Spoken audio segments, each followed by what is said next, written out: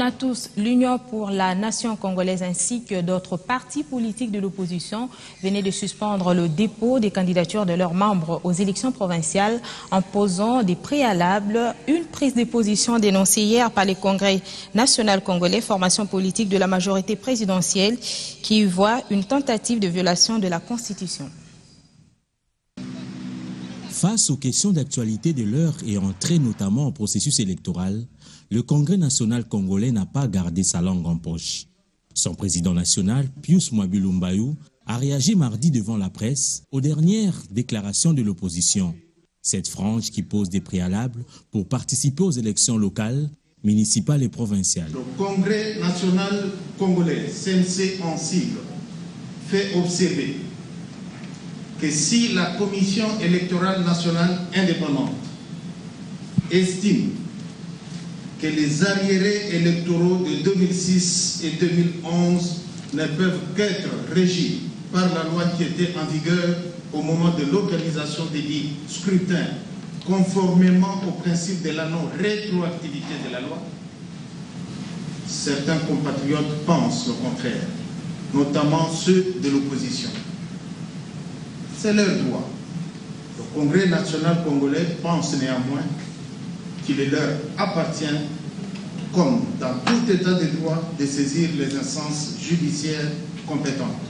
Et alors, pourquoi ces boycotts de l'opposition inquiètent-ils le Congrès national congolais? Nous avons besoin d'une opposition.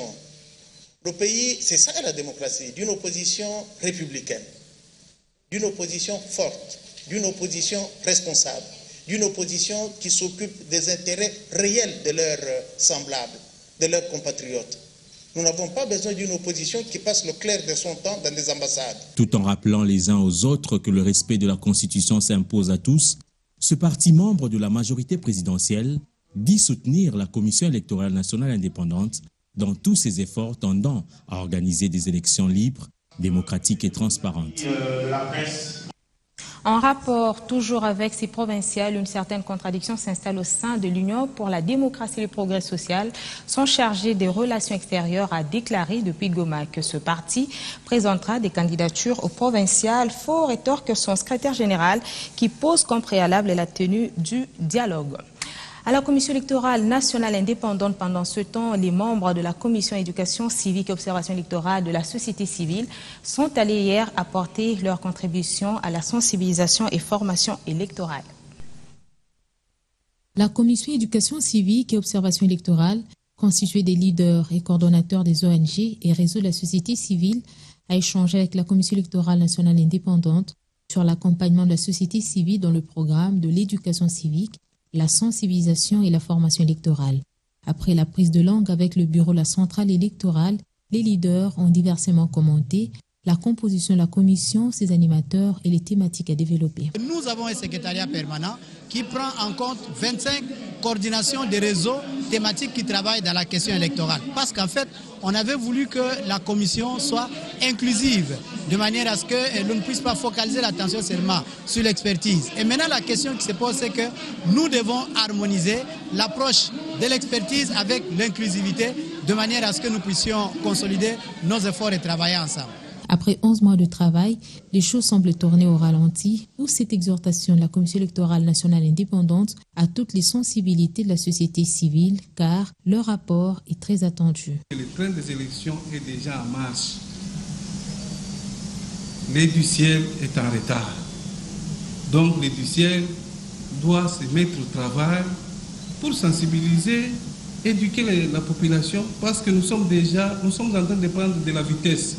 Cette étape de la mise en œuvre du ciel et la poursuite du travail qui reste à accomplir pour des élections libres, transparentes et apaisées. Par la même occasion, la présentation du rapport préliminaire sur l'observation et éducation civique électorale a été faite et la prochaine étape consistera à l'enrichissement des textes avant adoption et signature du partenariat avec la Commission électorale nationale indépendante.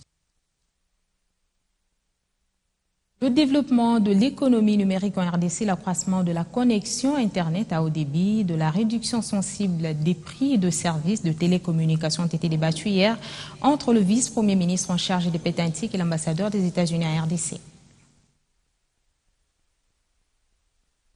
James Swan, l'ambassadeur des États-Unis d'Amérique en République démocratique du Congo, s'est rendu dans James ce mardi 21 avril au cabinet du vice-premier ministre des Postes, Télécommunications, Nouvelles Technologies de l'Information et de la Communication, Thomas Louaka. Au menu de leurs échanges, les efforts en cours pour l'amélioration du projet de la fibre optique en RDC, ainsi que d'autres questions liées à l'économie numérique du pays.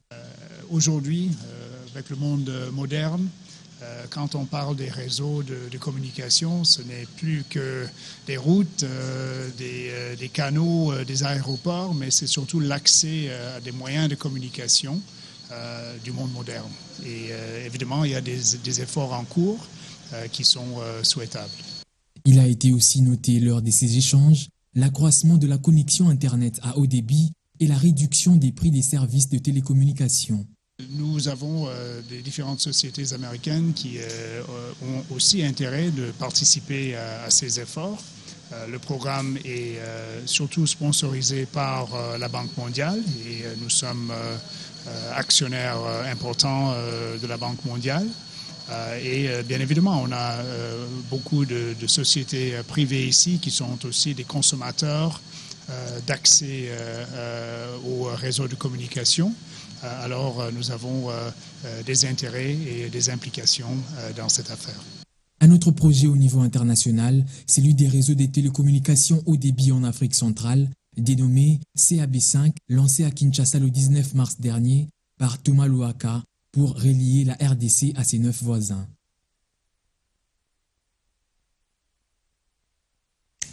ITB Kokolo Akoseyira Mbandaka, 19 ans après, 6 jours de son départ de Kinshasa, tout un événement quand on connaît sa capacité de 1500 tonnes, équivalent 43 wagons de 40 tonnes. Fifi Lukusa. Paris gagné pour le bateau Colonel Kokolo. Pour son premier trafic de Kinshasa, il est arrivé ce mardi 21 avril à Mbandaka après une semaine de navigation.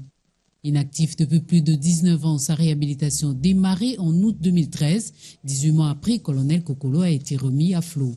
D'une capacité de 1500 tonnes de marchandises qui équivalent 43 wagons de 40 tonnes d'un train, ITB Kokolo peut prendre plus ou moins 300 personnes à bord et contient 9 chambres froides à bord.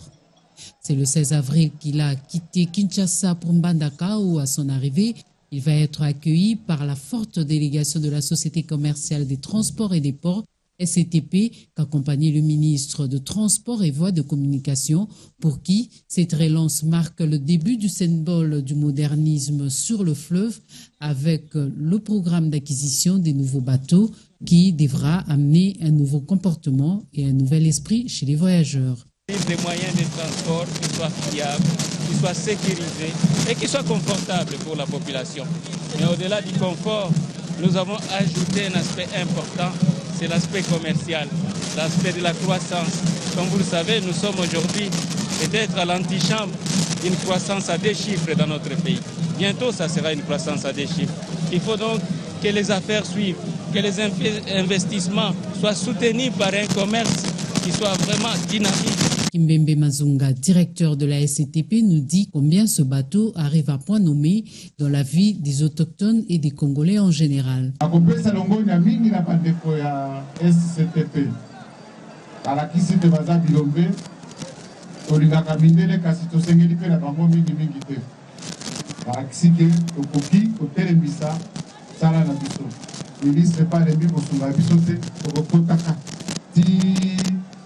nzela mike wana okobenda na bamisi na basongo nyonso tu tokotiango na nzela watina Kisasa na kopesa longoni ya mingi na équipage ondimaki te ke ITB Kokolo koya na mwa mboka moke ndenge ye boye asali mosala kitoko babateli masuwa bateli milimo ya bato.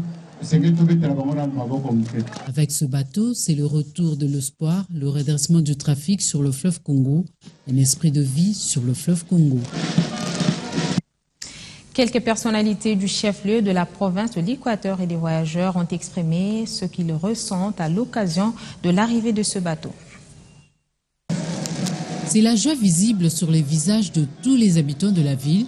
Avec ce renouveau, un vent nouveau souffle sur la terre de Mbandaka, l'a fait savoir Madame le maire de la ville. La présence constitue le signe d'un grand retour.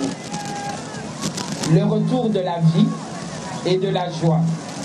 Retour des espoirs et d'un redressement par la reprise du trafic sur le fleuve Congo. Yambi, colonel Kokolo, Mbandaka t'accueille à bras ouverts.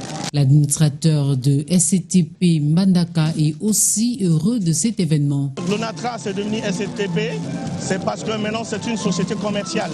Évidemment, quand c'est commercial, ça veut dire qu'il faut que ça rapporte de l'argent. Si ça rapporte de l'argent, évidemment, il y aura un effet sur le social de l'ONATRA et sur le social du Congolais, j'en suis sûr. C'est comme ça qu'il a demandé qu'il y ait de fret maritime ou qu'il y ait de la nourriture aussi qui part de l'intérieur du pays vers la capitale. Et je crois qu'avec ça, évidemment, il y a de l'apport de deux côtés. Témoin direct de l'événement, les voyageurs pour qui l'émotion est grande s'expriment. Très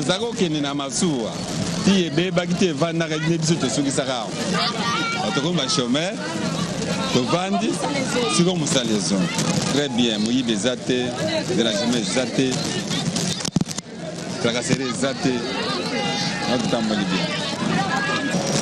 nous sommes à l'aise avec nos majors très bien. Il n'y a pas un problème. Mais selon aux environs de Kinshasa, jusqu'ici à Mbandaka, mais il y a vraiment trop de monde qui vient vraiment applaudir le bateau. Alors c'est ce que moi je trouve vraiment une situation très, très heureuse. Ce que je pourrais même dire, il faut les encourager parce que c'est un événement. Ça fait longtemps, à peu près de 18 ans. Il n'y a pas moyen de naviguer.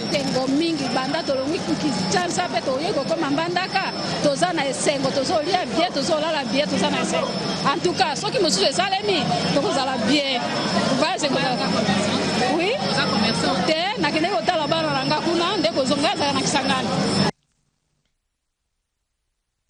Des moyennes et grandes entreprises assujetties au paiement de l'impôt sur les profits et bénéfices sont rappelées à sa... Bouclons cette édition du journal par une visite de l'hôtel du gouvernement à la suite des membres de la commission de classement des biens culturels du pays au patrimoine national. Quartier administratif de Léopoldville, qui devint ensuite la résidence du vice-gouverneur général, qui était aussi appelée résidence Tikant. Nous sommes entre 1923 et 1929. Aujourd'hui, siège de l'hôtel du gouvernement de la République démocratique du Congo. 26 années d'histoire des institutions de la République. Ce site sera également classé au rang de patrimoine national du pays. En son sein, s'y trouvent des symboles marquant l'histoire du Congo. Vous voyez que le Premier ministre a fixé dans la mémoire collective tous le personnage historique, les premiers ministres qui ont pu être premiers ministres dans ce pays. Les bustes reposent dans les jardins des premiers. Le processus de classement est déjà engagé. Opération de continuité puisque débuté déjà dans les années 60. C'est une pratique déjà existante à l'époque coloniale. Jusqu'en 1958, on a pu classer des biens culturels. Et maintenant que notre pays, depuis que le pays est devenu indépendant, ce travail n'a pas pu être fait. Et il vaut mieux tard que jamais. Et la conscience que nous avons actuellement de notre culture, de notre patrimoine nous permet, et une exigence nous permet actuellement de classer les biens culturels. À l'instar de ce site historique, bien d'autres sites se trouvant également à Kinshasa, mais également en province, seront classés comme étant des biens du pays. Et question de reconnaître, mais aussi préserver les sites marquant l'histoire de la République démocratique du Congo.